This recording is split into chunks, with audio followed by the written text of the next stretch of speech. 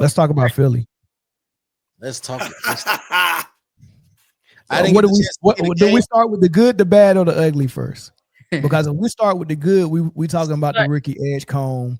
If we start with the bad, the ugly is Embiid's knee for sure.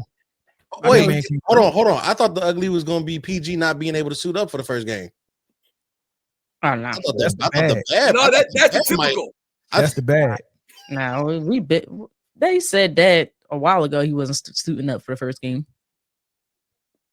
So I didn't get a chance to I didn't get a chance to watch the game. Brittany, tell me what you saw from one, of course, VJ Edgecombe sensational debut, and two, Joel Embiid back on the court.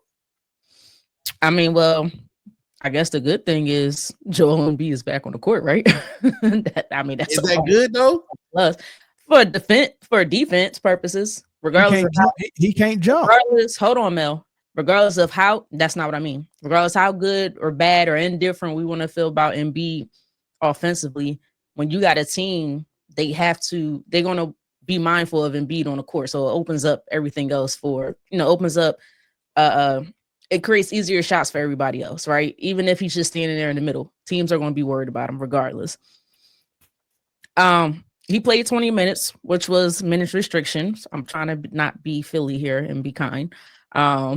But, this is typical Joel Embiid at the start of the season. Starts off really slow. I think one game, beginning of the season, he had like 0 points.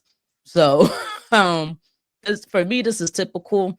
First game, I don't know. Embiid, to me, you just got to give him a few games to see if he'll come around. But I think his role in this team is going to change. And he said that in the press conference. He's like, I'm older. I know I'm injury prone. I may not be able to do everything. I can't do everything, and his injury has shown that he's got to slow up. He can't continue to do anything because his body can no longer take it anymore. And that's where the younger guys got to step up. I think now he has the scoring around him, the shooting around him to help cover him up a little bit. And granted, it's just the first game. But yeah, that's what I'm going to say about Joel Embiid right now. You know what this Philly team is with Embiid right now? This is the last year Patrick Ewing was with the Knicks when Allen Houston and Sprewell was there. Right. Yeah, that's a good analogy. I like that, Mel. It's a nice analogy right there. The only difference is that Patrick Ewing was at the tail end of a Hall of Fame career that had put years in battles and all these things, man.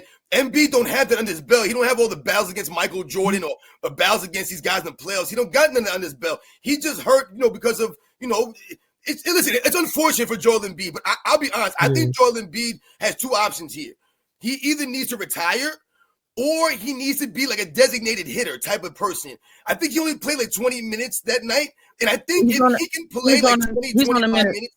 He's on a minute restriction. Yeah, right. So if they can keep that going all season, but he can play a lot of games, not like 50 games. Like if he can play like 65 games maybe, and he play like 20, 25 minutes for the whole season, but really give some effort and really make I don't know, like almost like get himself going as the season goes and be that DH, like I said, that wild card. Because when you have Maxey, and we know how dynamic he can be. The Sixers got some players, they got some guys, some role guys. I'm not really a fan of Tobias Harris anymore. I think he's kind of run his course or whatever. Well, he's not on the team anymore. He's not there anymore. My bad, my fault. He's on the Clippers. Yeah. But if you have the rookie doing his thing, I mean, Tobias Harris on the Pistons. Tobias Harris on the Pistons for what, the last 2 years? Yeah, Pistons. Maybe Pistons off. Robin, you a little behind with that. But no, we'll see.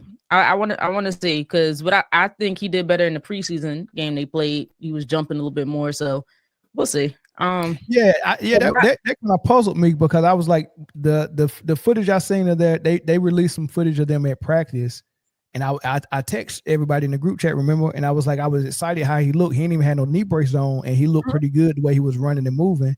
And in the preseason game, he didn't look bad either. But this game, I was like, wait, he's not even jumping and contesting. And he had got a shot block on one of those elbow jumpers he usually take. He couldn't even get no lift on it. A smaller guy blocked. Embiid, will Embiid be 26-year-old Embiid? No, he's not going to be 26-year-old Embiid. I don't need him to be 26-year-old Embiid anymore. But this is Embiid at the beginning of the season every single year. Oh, okay. Well, I didn't catch it. I didn't catch it in the previous years. Yeah, every single year, the first week or so, because he's always coming off an injury in the summertime. Every single year, he starts off slow. But again, with Maxey and VJ, my goodness, I don't know if he's going to continue this as a rookie, but my goodness, that boy. He got an opportunity when Paul come back. If Paul and Maxey can continue to draw attention to them, then VJ might be running wild with no doubles. For sure. I'm not a believer in Paul George, man. Stop it right now, Mel. Stop it. But hold on, Robert. You might not be a believer in Paul George, but he's not a believer in himself, Britne. But what I'm saying is, hold on. But what I'm saying is he still draws attention from the opposing team, which will open up things more for VJ Edgecombe. He's not. So you're gonna go into a game plan knowing the way Paul George could shoot when he is healthy. And just leave him. Oh, you're not gonna pay him no mind. Listen to what you just said. You said when he is healthy. He's never healthy. Even when Paul George is on the court, I understand that. I get that, but that's not how opposing defenses are thinking. Look at his numbers. Look at his shooting percentages over the last several seasons. All right, Paul George is not impressive anymore. Paul George ain't that guy. I'm not everybody else. Wanted max money from the Clippers. No. Well, hold on. Before y'all finish that conversation, I'm about to block World Breaker for this comment. You're not about to say that on. Stop it. Come on, dog. Stop it. Stop. Come on, dog. Come on. Hey, Robin, I apologize for putting this on screen because that means it's on your channel now too. And I know Britne don't like this. I mean, I don't. What are we saying here, Britne? What are we saying? What do you mean? I ain't saying. Hold up. So y'all took that crazy. I never said I think Tyrese is more colder than AI. You see who's behind me, right? Like, are y'all? All right, so talking about, I would never think Tyrese is more colder than AI. But I think Tyrese Maxey is an excellent player. That's what I will say. He can hoop. And I do think, here, I'll put it this way. I don't think Tyrese is better than AI, but I think he got a better jumper than AI. How about that? Not jumper. I ain't gonna say that. Maybe that's real quick, y'all. Look at this comment right here. Look, why is this a thing? Why is this a thing? Yep. And if anybody's wondering, it's 43-40 Pistons right now. Yep. Why is this a thing? Acres heart rate. Yep. Because your boy, play your damn role, Reed Shepherd. Can we talk about VJ Edgecombe? That boy bad. That's a cold. Before we get to VJ, let me say this one thing about Joel. If he's recognizing that he's not the guy no more, I need him to pick some different spots on the floor to do his damage. And he likes that elbow to jab, step a bigger guy and take that jump shot. That ain't his shot no more. And they can crowd him a little bit because it's not like he go pump fake and blow bomb and get a dunk, right? So he don't put fear in him like that no more. So he's got to change his game. And some of those spots he's got to give up. He can't operate from those areas no more. And he's got to actually start playing like what's my center name with the Clippers? Zubac. He's got to start playing like Zubac. Nothing but low posts, touches, and try to get you a jump hook or something, or a little up and under fadeaway. That's it. Yeah. His perimeter game is done. His ego. No more perimeter game. That's for your guards now. That's for Paul. That's for Maxey. That's for VJ. Right. He'll be right back at that. NFL reminds players to protect the integrity of the shield. Obey the gambling policy. NFL was like, don't bring that shit this way. Don't have the FBI come knocking at my door. Well, we know NFL ain't playing that. NFL. Why did Miami Heat beating the Memphis Grizzlies by 40? God, no way. Hey, Robin. Hey, 86-47. Beginning of the season. Everybody's good. I told you. Everybody's good, bro. Everybody good. Is Ja playing? Morant? Yeah, he playing. Yeah, Ja playing, but Terry Rozier not. Too soon. Too soon. Hey, he the one that messed up, not us. 86 Okay. to 47 in Memphis. All right, so can That's we go crazy. from one rookie to another? Let's talk Now- about Yeah, let's go to Flag. VJ. We ain't even talk about VJ yet. How you gonna do Let's that? go to Oh, we did VJ. talk about VJ. No, we did. Let's go to VJ. I want The to talk about highest Peter rookie Flag. debut since Will Chamberlain. That was pretty impressive when I That's saw crazy. that, man. I didn't even realize that. That was pretty impressive. Yeah, that's pretty dope. Most points scored in the opening quarter for a rookie since LeBron. Wow. That was crazy. Yeah. 5 3-pointers made. That was crazy. Yeah. Was it a fluke What though? y'all drafted him at? 6? 3. 3? Was it a fluke though? Nah, because you know what? Now, do I think he's gonna drop 34 points every? No, I don't think he's gonna drop 34 points every single game. It's his mentality is different. Like he has. When I was watching him, he literally has no fear. He has no fear whatsoever. Then he And- posted somebody too. Yeah, he did. He put somebody on the poster. I think he did. Even his misses put people on posters, which is crazy. I don't know if y'all was watching him in preseason. But man, he worked on his jump shot. You could see the difference with the 3-pointers and the mid-range. I didn't realize how good he was off the dribble. You know, I thought that was something he would have to work on a little bit. He still does, but I think this game, you know how you have those players who in college, it's a different game. They may be okay, they may not be okay. I think his game is tailor-made for the NBA. I really do.